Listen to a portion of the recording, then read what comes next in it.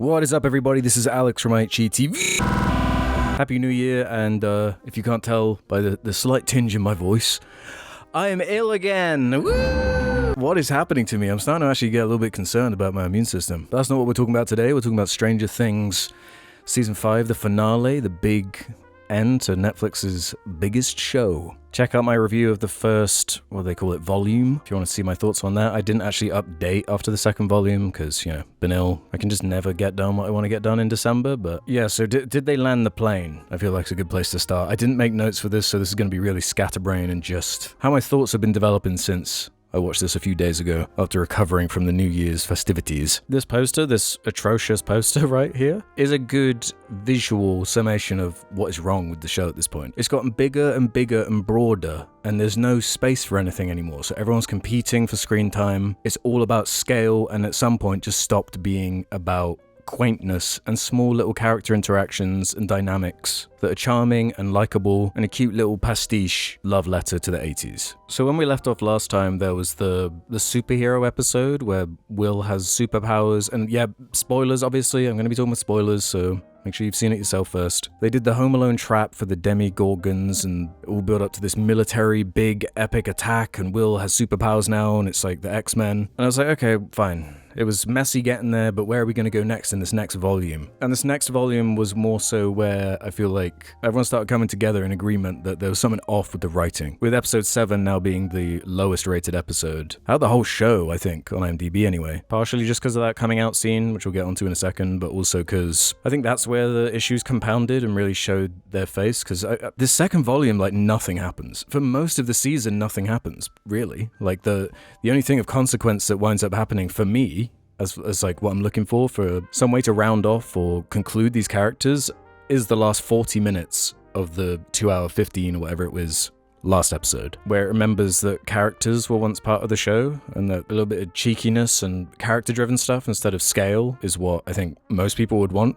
and look for from this show. But yeah, on that scale, we're at a point where there are so many characters and not a single significant main character was taken out over the 5 seasons. The trend was usually they'd introduce a character in the same season they were taken out, or they were a side character to a degree where them being killed wasn't going to affect the main cast all too much. And it's not like you necessarily have to use death as a crutch as the only way to feel like there's consequence for the violence that you're showing, but what it means is that it destroys tension building. I never feel like these characters are in danger. I don't feel like the Upside Down is a scary place anymore. You need just enough to buy into the world, and it just won't let you with how sacred everything is treated. Which leads to this goofy Avengers feeling where they have like hero shot lineups, which reaches peak like stupidity. You can see it in this frame here on the coming out episode, where this private, intimate, huge moment for this character, this main character, is presented in this room with so many people. It's so busy. Is also played for spectacle and scale. It's bizarre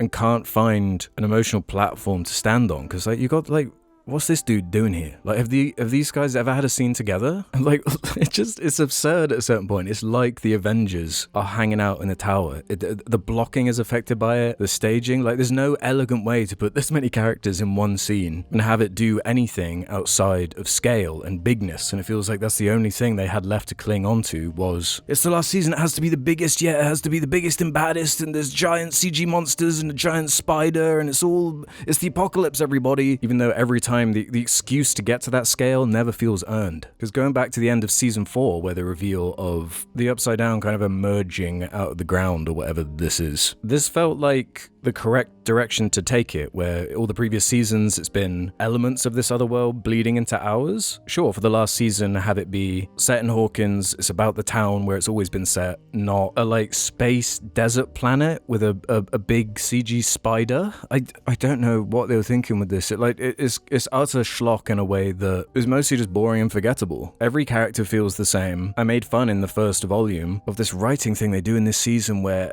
everyone is a quick-thinking, quippy problem solver, and the problem comes up, someone has a plan, someone has an issue with the plan, and it feels like all these characters are interchangeable, and these eureka moments that are supposed to feel like satisfying with the audience. Oh, like, yeah, this is earned. They're following clues, like Winona Ryder in the first season, and the quaintness of putting up the lights and communicating with Will. Like, even, yeah, just contrasting between having this final frame of the previous season up, that contrast of the flowers against that demonic sky. There's something cool about that. You want to see where that goes, not this.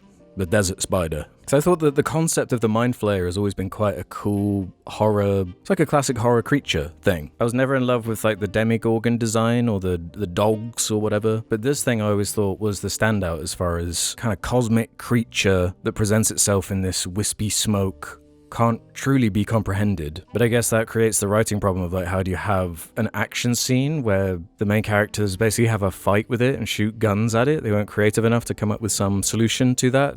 Outside of the fact that Vecna's whole thing is like going into people's minds and manipulating their minds, they could have got really creative and cool with that. And there is a moment in the last episode where Vecna kind of uses his mind tricks on Hopper to create a more tense situation, but it resolves itself very quickly. And it feels like, man, a lot of this show for me has been a lot of great concepts just executed really poorly. Even going back to what I think is the truly worst episode of the show, the one everyone rags on from season 2 where Eleven becomes like a punk and they were testing the spin-off show type thing. But the idea of other kids that escape the facility hunting down the scientists and the people who tortured them, that's a good idea. As is the Russians being introduced and their research into the Upside Down and that kind of thing. Great idea, but again, execution. And I think there's a lot of good ideas where you could take this Vecna character, but to me, I never felt quite satisfied by it, especially with the way it wrapped up. I thought they were doing the classic trope, aliens or Alien, where you think the creature's been defeated, but there's a whole 15 more minutes where it escalates, and it's just paced in a way to feel more satisfying as a crescendo. Whereas in this bloaty last episode, the main conflict's kind of resolved, like an hour and 10 minutes in or so, and it feels like an intentional anticlimax. But then as more minutes go by, you start saying, oh right, that was actually it, I guess. And I've seen, it's been really reminding me of the Mass Effect 3 indoctrination ending thing. I've seen people saying like, no, there's a secret 9th episode that's going to drop and it's going to be this whole thing. And it's like, really, dude? They're just going to drop a casual another $100 million to do another 2-hour episode where they reveal there's a whole other layer to this and all the theories and stuff, most of which are more interesting than anything that happened in this season to answer everything. And I think it is just a victim of bloat, where you conceptualize this thing, you didn't know what you had on your hands in the first season, you didn't realize quite how good it was with the plan for it to be this anthology thing. Then you have to keep riffing and building on this cast of characters over 5 seasons, trying to come up with new angles, getting bigger and bigger and more popular and popular. It's too self-aware of how kind of iconic and sacred everything is. And it doesn't do itself any favors with its pace, the way it's put together. Like this coming out scene is a great example where I don't have an issue with some version of this scene happening. Like the main 4 kids needed to be there and Jonathan needed to be there at least. And this needed to happen either earlier or later, because otherwise it reflects kind of strangely on this character, because at this point in the show the main conflict is still escalating and reaching a high point. So for Will to do this at this moment feels like, well, like we're all like doomed if we don't deal with this. So this isn't matching the energy level or feeling like an emotionally earnest moment in the way that they clearly wanted it to be. And the sentimentality in that last episode is pretty ridiculously on the nose. There are a couple of moments here and there that worked for me. There are a few decent scenes sporadically spread apart where it's like, oh, that's like the essence of what I want to see Hopper say to Eleven, or the main kids saying bye to D&D and them having to grow up and move on type thing, and the sadness associated with that. But there's so many elements they just kind of forgot or just overstuffed. Like I watched a few episodes of the first season just out of curiosity, and I was blown away by how quaint and small and effective it is as a result of that. Like Winona Ryder being an active or proactive character, whereas she does like nothing in this season. She hasn't done anything for ages, it feels like. And this overall feeling of consequence, which I was getting at, that I was after that first volume, like we got to start seeing some of these guys kick the bucket. And it seems like it's going that way with this connection that they say Will and Vecna have, kind of implying that when Vecna dies or when he's in physical anguish or pain, it affects him as well. So what's going to happen when Vecna's taken out? Nothing, I guess. Hopper really should have stayed dead like seasons ago. The fake outs are so like, really? They faked out with Hopper, they faked out with Steve in that corny ass like 5-second black screen. I'd forgotten how important of a character Jonathan is in that first season too. He's like also playing a proactive role in the story where I don't know what he was even doing really. Maya Hawke has very little to do. She's also suffers from that Flanderization thing where, again, I put on a couple episodes from season 3 when she was first introduced and was like, oh, she like has a completely different cadence and like the way she uses language. She's not all big chungus. I'm like, why is the conspiracy theory guy still around? It's It's too much. It's overstuffed. It's overpacked. And you're introducing these new characters. The Derek guy, and everyone loves him, but whatever. He defeats Vecna single-handedly. Even main characters get shafted, like Mike, who used to be a big deal in this show, who was a linchpin. Him and Elle's relationship was an anchor for the whole thing, but by the time they have their kind of loving goodbye, it's stiff and awkward, and you're like, oh yeah, I forgot about that whole dynamic because the show hasn't really cared about it in so long. So it all feels surface level, underdeveloped, and like they're compensating by just having big spectacle, action, and visual effects that a lot of the time don't even look great for how much money they've spent. And this whole Linda Hamilton character, who after the end of the first volume I was like, oh, what are they going to do with her? Again, the answer's nothing.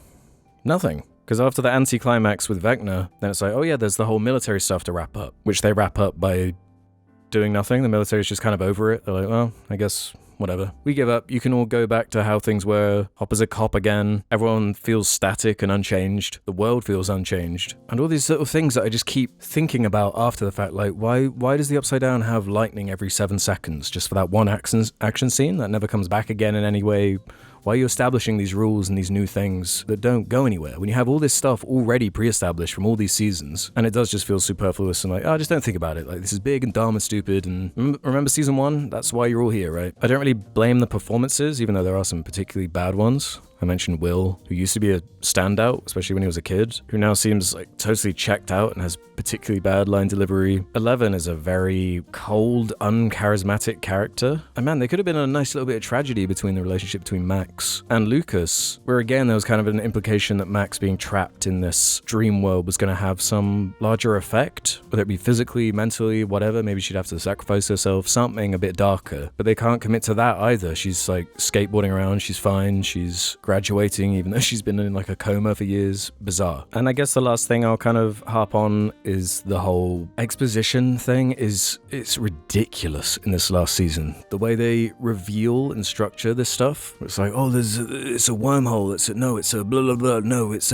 another planet that's trying to merge with another planet. And it just feels like every time there's a revelation, some kind of reveal about the state of the universe, it doesn't feel like a true eureka moment. It just feels like you're being talked at, being explained at. It doesn't feel like a satisfying, oh, that makes sense. In fact, it usually just brings up way more questions than answers. It's that classic horror problem with, you gotta be so careful with the questions you choose to answer. You gotta leave some of this stuff open for it to have mystery or intrigue or fear or something interesting about it. But there's such a neat bow put over this, but there's nothing really left to question outside of maybe Elle's death, but even then, didn't the Duffers kind of reveal that after the fact? Just, yeah, a lot of missed opportunity, a lot of terrible writing. And even the Vecna reveal that, like, the memory he was hiding from involved him also being a victim, and the Mind Flayer is using him just like everybody else, and there's this like magic stone. It's like, oh my god, keep it simple, stupid, because otherwise it's just stupid. I feel like I could go on and on with this, but I'm just gonna finish rambling about this now. Oh yeah, bringing back that character from the worst episode of the show to be a major chess piece in the final season is like, what? Why have you done this? I guess it's over now. I would watch a Dustin and Steve show, but there wasn't enough of them, and I'm just frustrated by how static this whole thing felt. And I just got the impression that too many of the actors were just kind of over it. Like the little kids in the first couple of seasons, like it does so much to lift some of the worst stuff because it's so charming. Now they're in their mid-20s and scary and gangly and full of surgery, and it's like, you took too long. So what did you think of the finale? Did you like it more than me? I wound up giving this, because it's on Letterboxd, because it was released in theaters this last episode. I gave it a 2-star. There were a couple of speeches throughout the season that I liked here and there, a couple of small character moments, but mostly it was dumb, stupid, structured so badly. And once I finish recording this, I'm probably never going to think about this again. So let me know your thoughts. See you on the next vid. Bye!